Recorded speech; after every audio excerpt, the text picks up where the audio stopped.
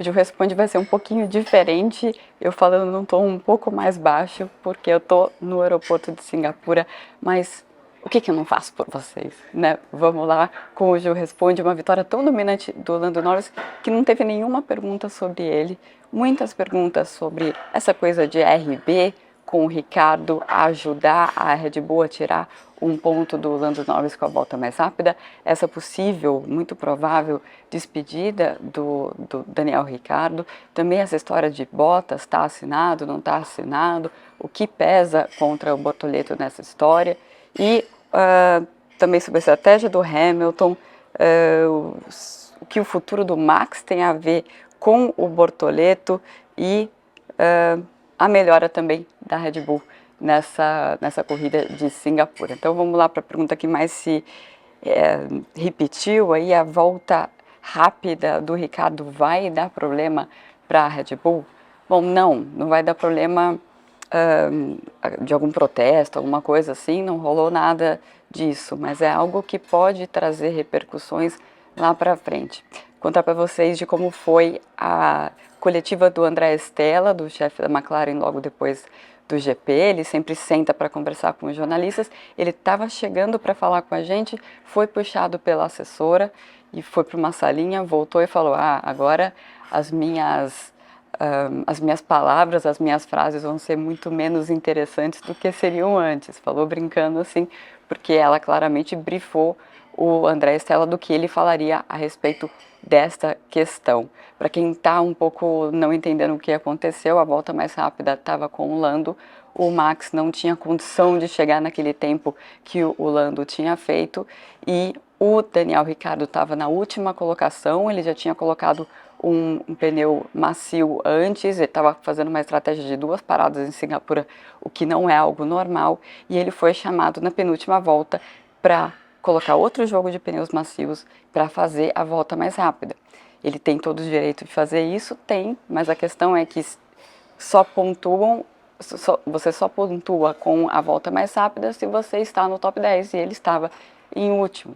Então, a única valia de fazer aquela volta mais rápida é o Ricardo ter mais uma volta rápida na carreira dele e B, o mais importante, evitar que o Lando Norris pontuasse por conta da volta mais rápida dele. Então, isso gera muita discussão, porque a RB é de propriedade da Red Bull. E essa é uma coisa que o Zac Brown já chamou a atenção outras vezes. Então, o André Stella começa a dar a coletiva dele e chega o Zac Brown, que é o CEO da McLaren ali. Ele nunca está nessas entrevistas, ele foi para ver o que o André ia falar depois de ter mandado o recado do briefing do que ele queria que fosse falado. E ele lá tranquilo, hey guys, aquele jeitão dele. Quando eu perguntei para o André Stella, você imaginou que isso poderia acontecer? Ele, não, eu não imaginei que isso poderia acontecer, que eles poderiam chamar o Ricardo para o box. E eu acho estranho que esse seja, me surpreendeu que seja o objetivo da RB ter uma volta mais rápida na corrida, ele falou de um jeito irônico.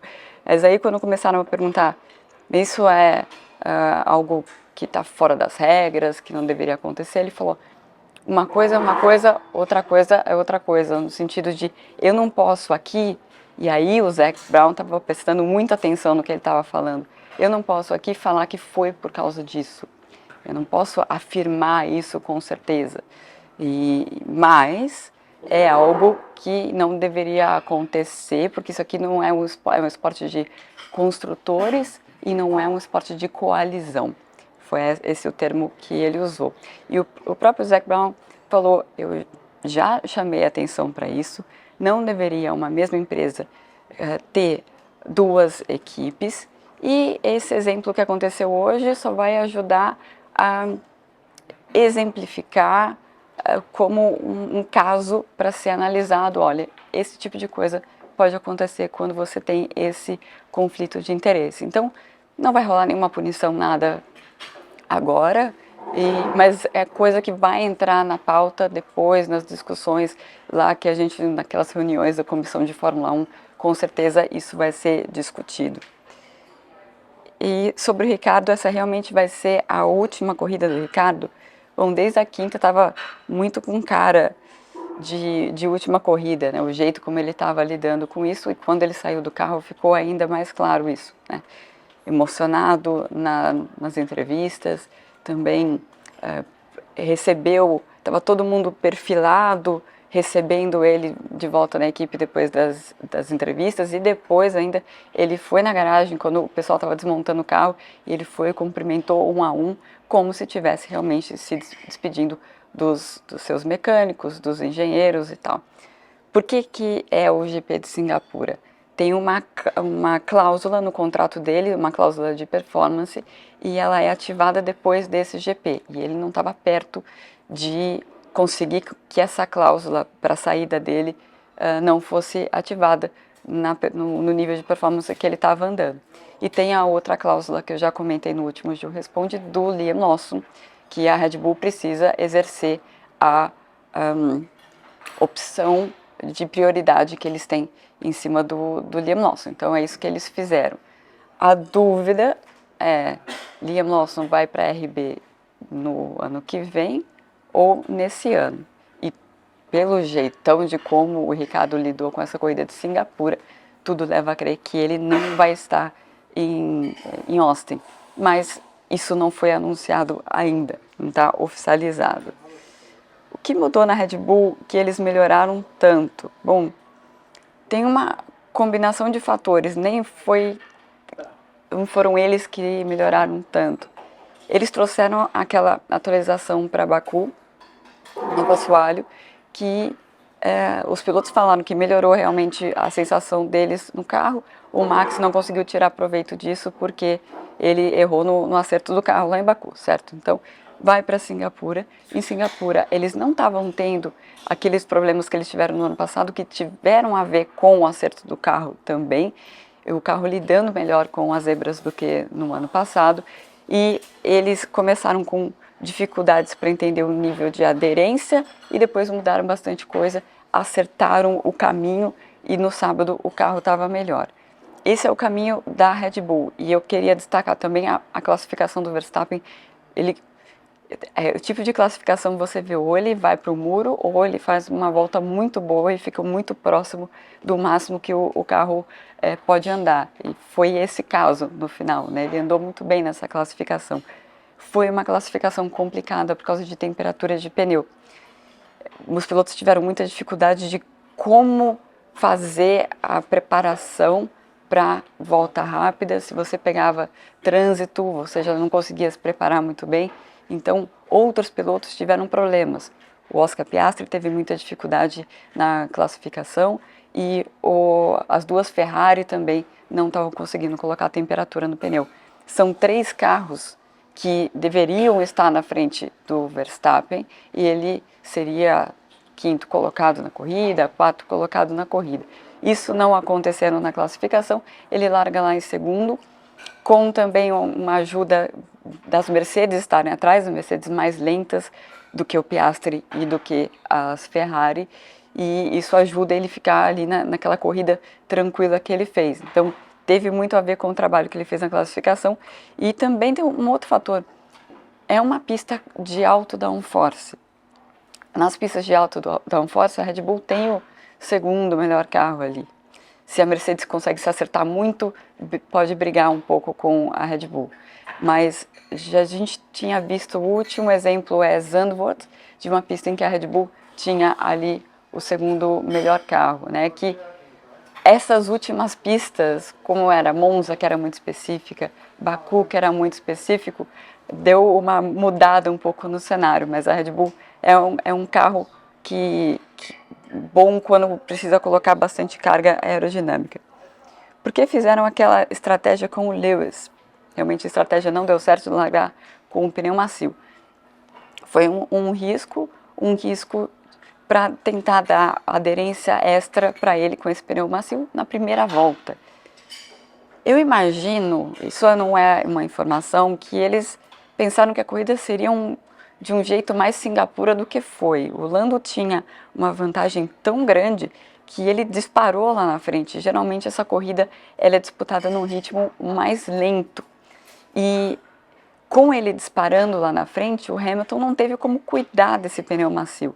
Então o pneu macio dele se superaqueceu durante esse primeiro stint, ele teve que parar muito antes do que até eles estavam prevendo, e aí o segundo stint dele foi administração total para tentar pelo menos ficar na frente de uma das Ferrari. E isso foi a missão cumprida, mas é claro que para o Hamilton, largando em terceiro, depois de uma ótima classificação que ele fez também, cair lá para trás e com uma estratégia diferente, é claro que ele não gostou nada. A gente só não sabe exatamente o que ele falaria, porque ele não falou com a imprensa, nem ele, nem o George Russell. A equipe disse que eles estavam muito exaustos depois da corrida. Tem um vídeo circulando do Russell cambaleando, saindo do carro. Sempre uma corrida muito difícil fisicamente em Singapura. Bom, queria fazer uma pausa nas respostas aqui para lembrar vocês que está chegando o nosso encontro do final de semana de GP de São Paulo, o nosso, que eu digo, dos assinantes no paddock da Fórmula 1 com a Ju, lá no Catarse. Se você não conhece ainda esse meu projeto, vale a pena, é um projeto para superfãs da Fórmula 1. Eu faço conteúdo exclusivo, newsletter exclusiva, sempre com coisas de bastidores que acabam não indo para a matéria, que são coisas interessantes que eu acabo não publicando em outros lugares, podcast exclusivo, que eu ou faço entrevistas, ou eu me aprofundo em algum tema também, e as lives, que são, acho que a melhor parte desse projeto, as lives que eu faço sempre nos sábados, depois da classificação, e que eu conto bastante coisa de bastidor também. E como a cereja no bolo, tem esse encontro em São Paulo, a gente sempre faz na sexta-feira do GP, e o pessoal sempre sai com bastante brinde, porque as equipes são gente boa comigo. Então vale a pena conferir lá no site do catarse.me/no paddock. Eu vou deixar na descrição do vídeo, vou deixar bonitinho para vocês. Continuando aqui, Bottas e Bortoleto, quem levou a melhor? A McLaren atrapalha de alguma forma?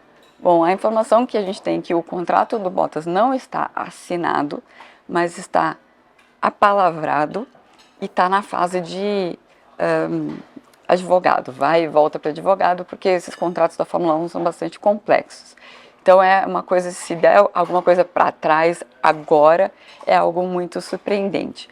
Tinha aquela coisa do Bottas não estar querendo assinar por um ano, ele desistiu de bater o pé em relação a isso, e para ótica da Sauber, ter o Bottas por um ano, e ao invés de ter o Gabriel Bortoleto, e estava realmente entre os dois, como eu comentei no último Gil Responde, o Franco Colapinto não estava conversando com a Sauber, na ótica deles faz mais sentido. Por que isso vai fazer mais sentido? A McLaren não iria liberá-lo do contrato, e o que o próprio management, os próprios empresários do Bortoleto imaginam é que o caminho para ele é melhor ficar nessa academia da McLaren, talvez virar piloto reserva da McLaren no ano que vem. Isso é só suposição minha, não tenho nenhuma informação, né, a esse respeito, mas a avaliação dos empresários dele é que é melhor ele ficar nessa rota da McLaren, não sair disso, e principalmente não sair disso para ir para a Sauber nesse momento de transição. Vai demorar para essa equipe engrenar, vai virar Audi, né, em 2026, e o que eu estava conversando no paddock com gente que está mais por dentro do que está acontecendo tecnicamente dentro lá da Audi, me falaram, ó, eles vão estar muito bem em 28, daí é pensar muito longe, e os empresários do Bortoleto acham que é mais importante ele manter a relação com a McLaren do que se aventurar nessa barca aí. E pro ponto de vista da Audi, não faz muito sentido eles contratarem um piloto jovem que tem essa marra e que pode ser chamado para essa vaga, alguma vaga da McLaren antes do fim do contrato dele. E aí vem para a próxima pergunta. Mas acho que tá claro, né? O que tem do Bottas é essa leitura, primeiro o Bottas aceitando ficar um ano, e essa leitura de que o Gabriel vindo mais olhando lá para a McLaren, talvez não fosse uma boa para o próprio projeto da Sauber. Não é que a equipe acha que o Bottas é uma excelente opção, simplesmente é o que sobrou para eles. A próxima pergunta é: o que você escuta no paddock sobre uma possível saída do Max da Red Bull no final de 2025? Essa que é a grande questão, que eu me surpreendo como algumas pessoas falam: não vai ter vaga na McLaren. E isso não é o que se fala no paddock.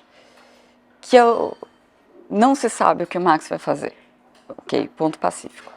Mas a Red Bull está dando sinais de declínio. Perdendo gente, eles estão chamando gente que estava pedindo para sair, pelo amor de Deus, fica aqui mais uns 6 meses para a gente arrumar a casa. E eles se perderam ali no desenvolvimento do carro, demoraram um tempão para achar de novo o rumo. E tem essa grande questão do motor de 2026, não se sabe se o motor deles vai ser bom ou não. Dentro desse contexto, acredita-se que o Max esteja bastante inclinado a sair ao final de 2025, pode ir para a Mercedes, pode ir para a Aston Martin, todo mundo abriria um espacinho para o Max Verstappen se ele tivesse interesse de vir. E aí, o que a Red Bull faria? E esse é o consenso do paddock de que eles iriam atrás de um dos 2 pilotos da McLaren. Até porque está ficando claro que são 2 pilotos que eles vão se encontrar, aí vão se engalfinhar e um deles vai querer sair, não vai querer ficar nessa situação. Então, é dentro desse contexto que falam: não, é melhor o Gabriel ficar onde ele está, porque pode sobrar uma vaga na McLaren. Claro que tudo que eu estou falando não é informação, mas são coisas que fazem sentido nesse momento. Não dá para adivinhar o que vai acontecer no final de 2025, mas esse é cenário, é conjuntura, não é informação. Como está a reação dos jornalistas com o boicote do Max? Pegou bem a maneira como ele lidou com toda essa situação. No boicote, eu comentei bastante sobre isso durante os meus vídeos que eu fiz durante o final de semana no UOL. Então, lá no canal do UOL tem todos os meus vídeos, desde que ele falou os palavrões e foi punido, depois que ele foi monossilábico na coletiva do sábado, e durante a coletiva ele só fez um joinha que ele ia falar com a gente depois da coletiva lá fora. Aí foi uma loucura. Formou um bolinho ali, eu tentando gravar sem cair da escada. Todo mundo conseguiu sair bem, estava todo mundo meio se empurrando, porque foi uma coisa não organizada. O assessor da Red Bull, quando viu um bolinho atrás do Max, ele veio desesperado, assim, tirou o Max de lá, achando que tinha acontecido alguma coisa. Ele não fazia a mínima ideia do que o Max estava fazendo, mas o Max foi muito tranquilo. E durante esse processo, por exemplo, ele estava respondendo para o Tom Clarkson nessa coletiva da FIA, ele respondendo sim ou não e tal, e ele falou: Tom, não é com você, tá? Eu quero que você saiba. O Tom falou: não, eu sei, eu estou entendendo o que você está fazendo. Mas ele tentou ser bastante cuidadoso fazendo o protesto dele sem arranjar briga com mais gente, né? Sendo grosso com os jornalistas também.